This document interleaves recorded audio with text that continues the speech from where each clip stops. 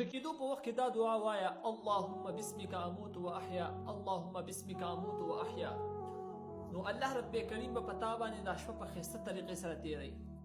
مطلب دا یا الله ستا په نوم سره اوده کېږم او ستا په نوم سره راپاڅېږم. نو ډېره بهترینه دعا ده چې یو کس د الله په نوم سره اوده کېږي او د الله په نوم سره راپاڅېږي، هغه باندې به الله رب کریم بهترین طریقې سره شپه تیروي.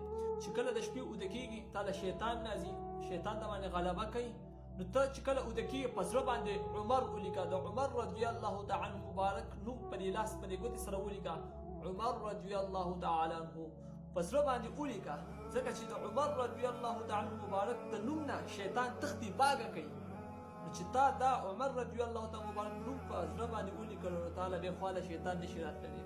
چې کله ته اوده کېږي یو پیر الحمدو، درې پیره سوره اخلاص، یو پیره سوره فاتحه، درې پیره سوره اخلاص، قل هو الله احد دا وایا او بیا په ښایسته طریقې سره اوده کېږه.